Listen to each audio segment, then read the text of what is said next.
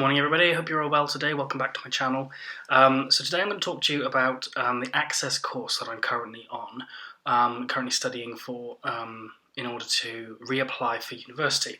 Now, like I've said in my little kind of intro video, I'm currently in the process of going through a career change, and quite a dramatic career change. I'm currently a music teacher, but I want to go into conservation, into kind of biological sciences, that sort of thing. So it's a very drastic change.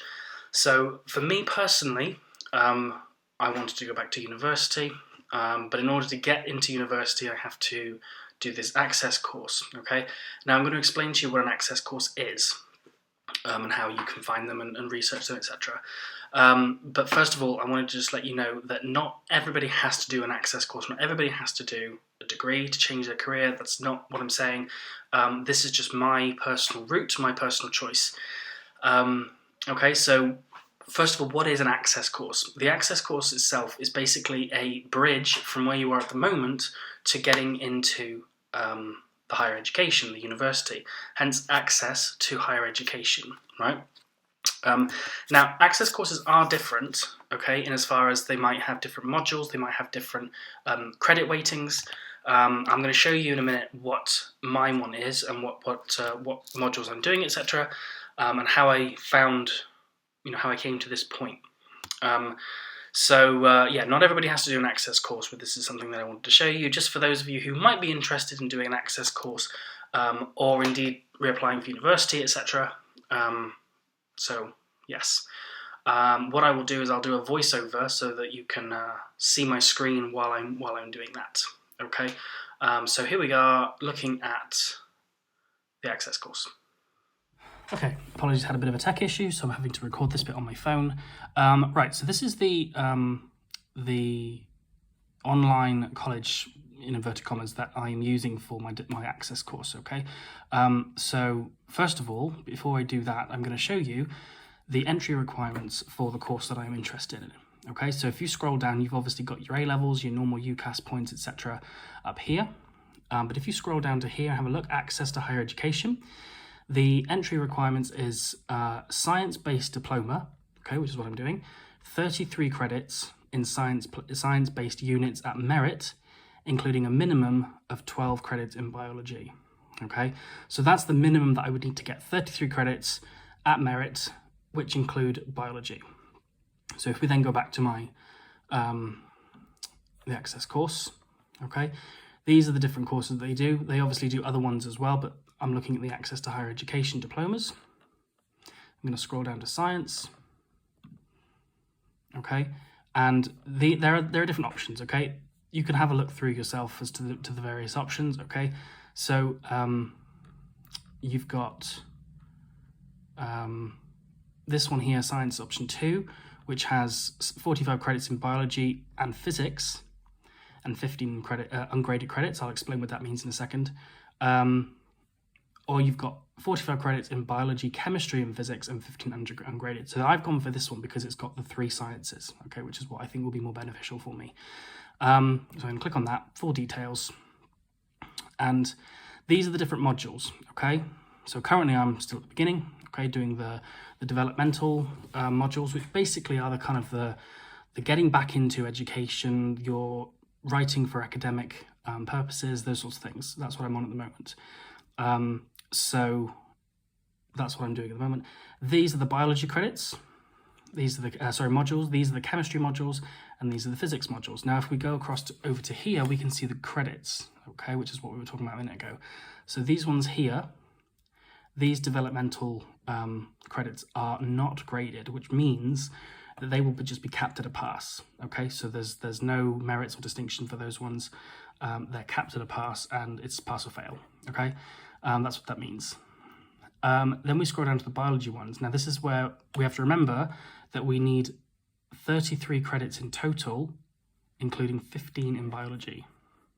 Is it 15? Sorry, 12 in biology. Okay, so basically what that means is I would need to pass basically 2 6-credit modules in order to get my 12, but I still need to get the 33 overall. So they have to be graded. They can't be ungraded. They have to be graded. whether they're examined or not is also another thing. So this is, it goes into a lot of detail with what's going on credit-wise, okay? So like I said, I'm still at the very beginning here. I only started a couple of weeks ago, so I'm still doing this one. The way this course works is I can't just start one of these ones. I have to wait until I've completed these. My tutor has marked my work, and then I can progress onto the next module, progress onto the next module, mark, progress, etc. until I finish my until I finish the course. Now, I have also given myself a deadline of February next year, 2023, because I'm looking to start my university in 2023, September 2023. So it's really important that I have enough time, just in case I need to repeat a couple of modules, maybe a module or two, whatever. Or even if I pass everything first time, just give myself time to prepare, get back into higher education. I've not been in university now for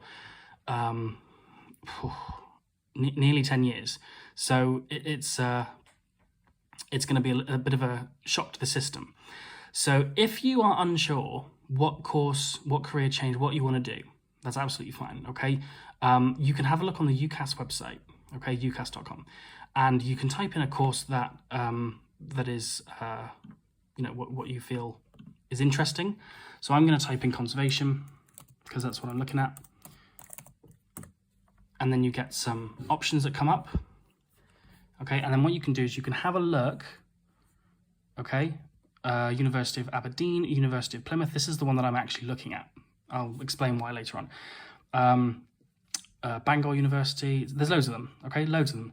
So let's just, for argument's sake, click on the Plymouth University, because that's the one that I'm looking at, okay? So I'm gonna click on that. You've got some options, okay?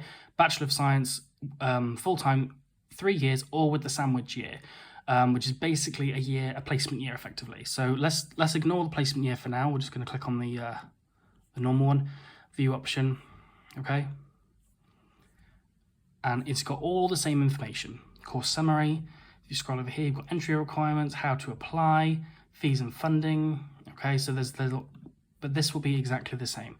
So if you click on your access to higher education, pass access 45 at level 3, 33 at merit distinction. So remember, overall, the credits are 60. There's 60 credits overall. And I have to get 45 at pass level, obviously, and 33 of those at merit/distinction, okay, to include 12 in biology, which is what we said a minute ago. So that's the entry requirements. Once you've sorted that out, you can crack on with the course itself. So yes, I think that was all I was going to say about this one. So I hope that was helpful. Do let me know if I've missed anything, or if you have any questions. But yeah, so yes, I think I'm going to leave that one there.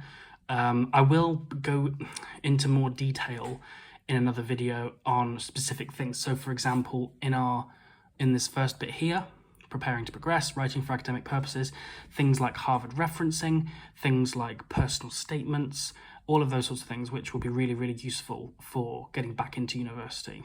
So I'm gonna cover those in another video. So today was just a kind of a highlight video for the Access course itself. I feel like I'm forgetting something, but I can't remember. So yeah, anyway, do let me know if I've missed anything, and we're gonna switch back to the normal video now.